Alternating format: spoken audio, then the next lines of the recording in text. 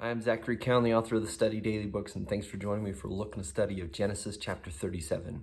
In the last few chapters, we've seen how Reuben, Levi, and Simeon have disqualified themselves from being spiritual leaders for the family of Israel. They need somebody, and it's in this circumstance that Joseph arrives. So go ahead, pause your video, and check out verses like 1 through 11, and look for why Joseph is such a great candidate to lead the family spiritually, and also why his brothers are sometimes annoyed with him.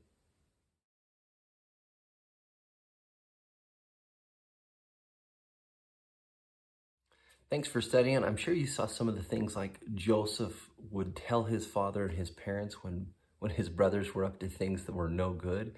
He also had dreams and visions. And in the Old Testament, when you see this, I dreamed a dream, it's just language for I've seen a vision. And Joseph had these visions and then told them to others. And when he did, his brothers hated him the more. How very unlike Joseph Smith's family that is. That when Joseph Smith told his family his dreams and his visions, they believed him and supported him. How very different this whole thing could have gone if only they would have done that. He even has dreams of like his mothers and fathers being, or his father and mothers being engaged in this kind of worship, this obeisance, like giving praise and adulation to and being grateful for it. And yet the brothers disliked him more and more.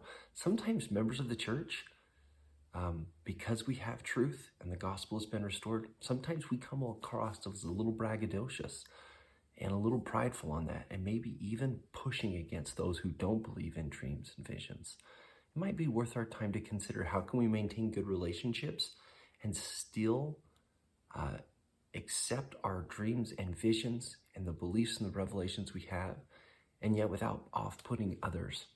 We still love them and we want to remain close. There might be some things there that we could learn from Joseph. So the rest of this chapter, how would you summarize it? If I just gave you keywords, would you be able to summarize the points like plot, pit, peer pressure, problems, profit, not like a profit, but money, a profit, blood, coat, lie, sorrow?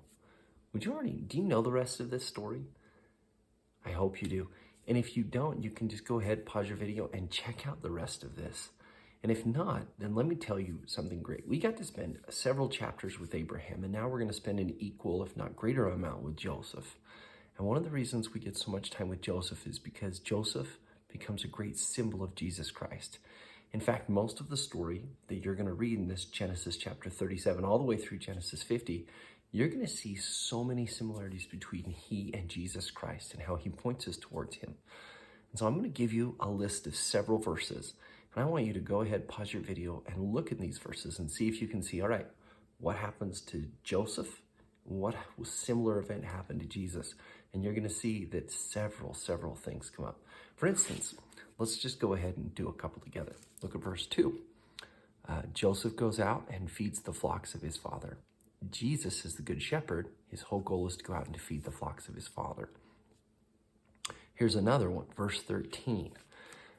His father has asked him to go check on his brothers. He's received an assignment to do that, and he responds by saying, "Here am I." This is the same language that Abraham has used and that Isaac has used in other places.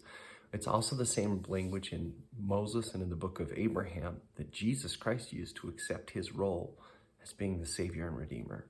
Here's another one. Go all the way to verse 34. Upon hearing that his son was dead, Jacob rent his garments and mourned.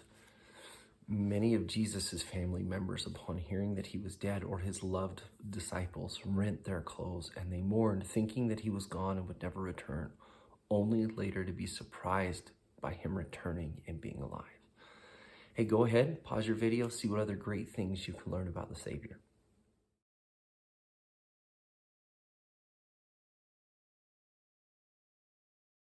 Thanks for studying. I hope that you found several things that not only at one point did you say, oh, this is cool about Joseph, but especially you saw these things about the Savior. And maybe even you thought, man, who am I really reading about here? Every prophet is to teach us not only the plan of salvation, but their life is to teach us about the characteristics, attitude, attributes of Jesus Christ, and to point us in that direction as our Savior. Just as Joseph will become the Savior for this family, Jesus will become the Savior for all of mankind. Thanks for studying. We'll see you next time.